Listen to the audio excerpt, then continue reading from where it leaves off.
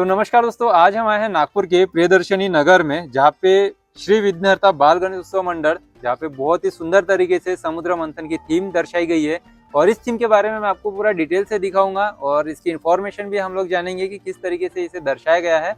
और यहाँ का विजिट करने का थोड़ा सा लोकेशन कॉम्प्लिकेटेड है, इसलिए आप थोड़ी सी गर्दी कम दिखाई देंगे। तो वही चीज मैं आपको बताने के लिए यहाँ पर आया हूँ। तो सर यहाँ पे हमें इन्फॉर्मेशन देने वाले हैं और पूरा अंदर से व्यू भी दिखाएंगे। तो जी। सर परिचय दे अपना। नमस्ते, मैं प्रणय तरार, श्री विघ्नहर्ता बाल गणेश उत्सव मंडल का अध्यक्ष। जी।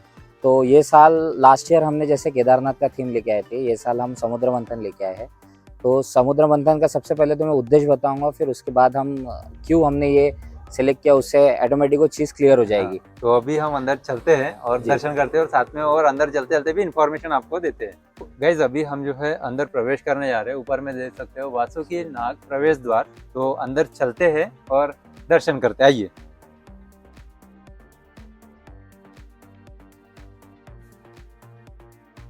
यहाँ से आगे आप वासुकी नाग समुद्र मंथन से निकले हुए 14 रत्न के बारे में सारी इन्फॉर्मेशन मिलेगी आपको।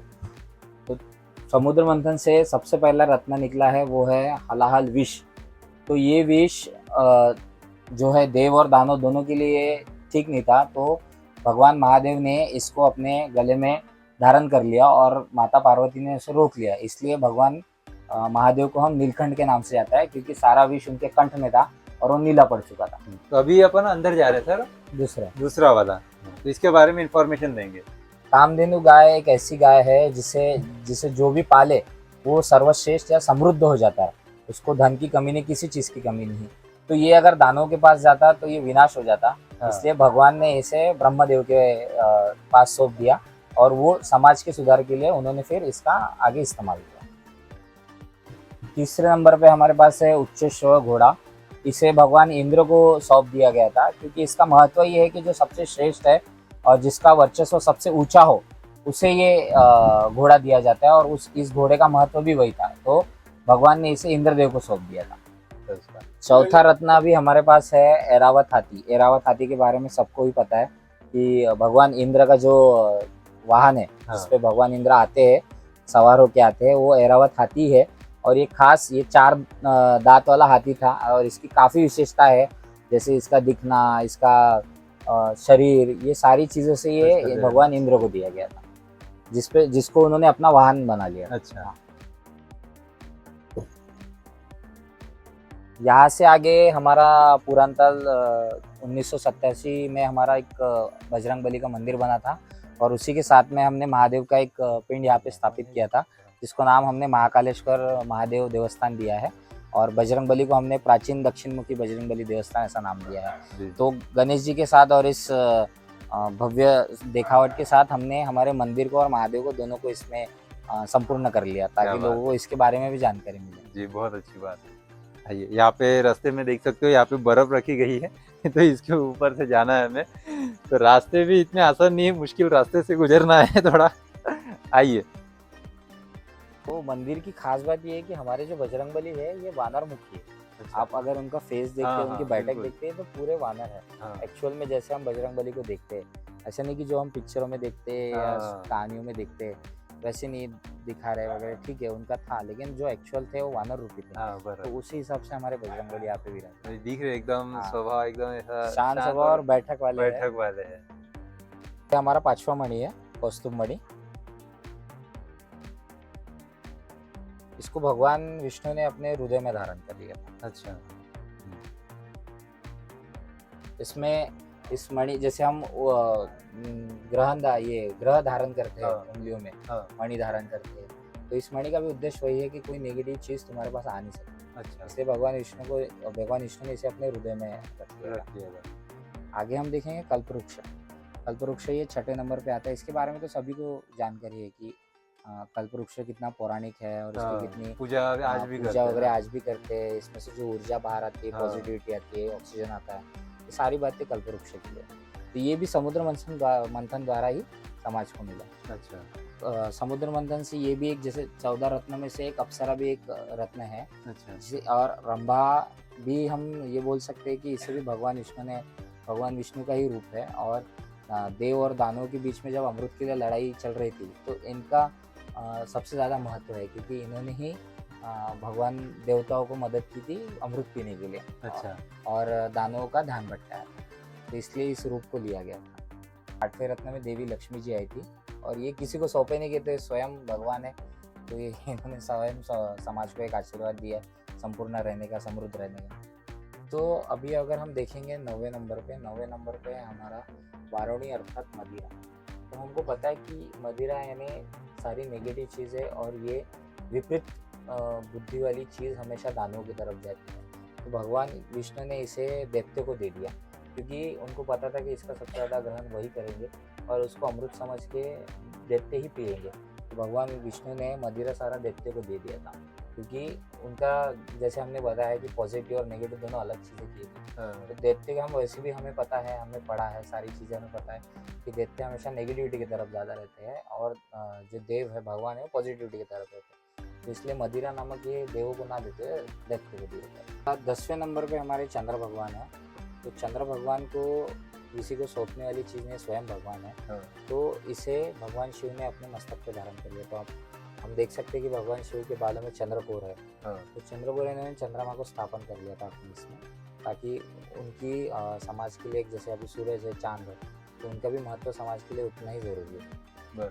तो वो किसी को सौंपने जैसी चीज़ नहीं। क्योंकि पारिजात वृक्ष का पौराणिक कथा में ऐसा माना जाता है कि इसे छूने से हमारी सारी थकान मिट जाती है।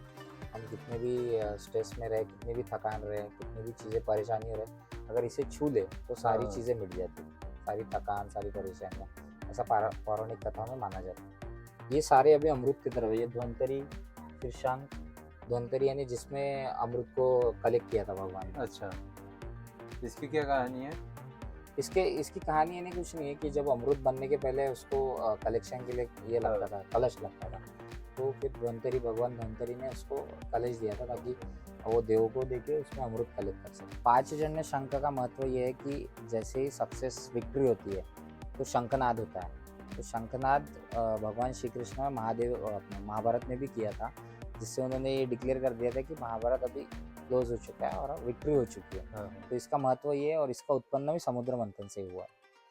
घर पे भी ये भगवान विष्णु ने, हाँ, घर पे भी शंख रहते, शंखनाद होना बहुत जरूरी है। शंखनाद के आवाज से सारी घर की नेगेटिव एनर्जी बाहर से लेते और पॉजिटिव एनर्जी अंदर आती है। तो इसी अमृत के लिए भगवान ने अपना रंभा का अवतार लिया था, और दैत्य को ध्यान भटका के भगवान सारे देवों को ये अमृत पिलाया था, ताकि उनमें भी आजीवन रहने की शक्ति रहे, बिना कोई मंत्र दिए।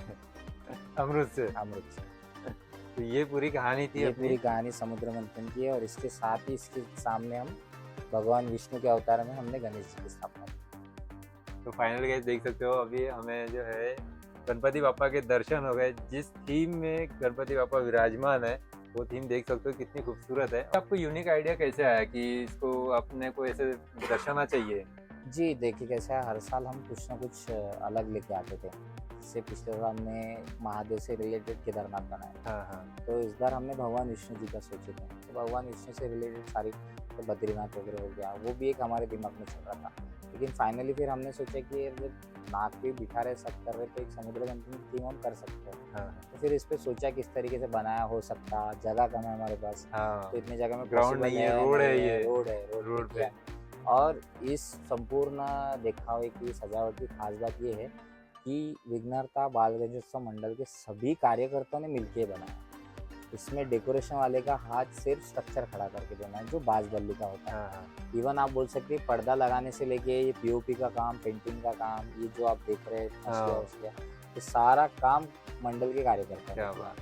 कोई भी इसमें आर्टिस्ट नहीं है, कोई भी कुछ नहीं है, सबका पहली बार है ये, लेकिन सबने एक जोश में किया और फाइनली ये अच्छा बन के बाहर आया। जो है गणपति पापा के दर्शन हो गए, और अभी हम आपको बाहर भी लेके जाते हैं, और इस पूरी थीम को किस तरीके से एक रखा गया है, किस तरीके से विराजमान है, उसके बारे में भी आपको डिटेल से थोड़ा सा शॉर्ट में बताएंगे। ऊपर से आप देख सकते हैं मंदराचल पर्वत है, और ये वासुकी नाग है, और जिसपे ये मंदराचल पर्वत को रखा गया था, भगवान विष्णु ने एक रूप लिया था, कुर्म कछुए का अवतार लिया था। तो कुर्म के पीठ पे ये मंदराचल पर्वत को रखा गया था, और वासुकी नाग को लपेट के एक साइड से दैत्य खींच रहे थे और एक साइड से देव खींच रहे थे। तो उससे फिर जो ऊर्जा बाहर आ रही थी उसको हाँ। रत्न का नाम दिया गया और 14 रत्न जो हमने अंदर देखे थे। तो गाइज ये इन्फॉर्मेशन आपको कैसी लगी हमें कमेंट सेक्शन में जरूर बताएं और ज़्यादा से ज़्यादा लोगों को शेयर करें ताकि वो लोग भी यहाँ पे विजिट कर पाए, दर्शन कर पाए और इतनी खूबसूरत थीम का आनंद ले पाए, है ना। और जो इन्फॉर्मेशन है वो भी सर आपको यहाँ पे भी गाइड करेंगे आने के बाद। यहाँ तो हमें वीडियो में भी बताया गया, लेकिन यहाँ पे भी अगर आप आते हो तो यहाँ पे भी आपको एक्सप्लेन किया जाएगा इस पूरे मंथन के बारे में और सारी चीज़ें। तो ज़्यादा से ज़्यादा लोगों को शेयर करें, लाइक करें और नए हो तो चैनल को सब्सक्राइब जरूर कर लीजिए। अगर आप फेसबुक पेज पे देख रहे हो तो फॉलो करना ना भूलेगा। ऐसे ही आपको इन्फॉर्मेटिव वीडियोस हम आपको दिखाते रहेंगे और इसका लोकेशन डिस्क्रिप्शन में मैंने दे दिया है, आप चेकआउट जरूर कीजिए।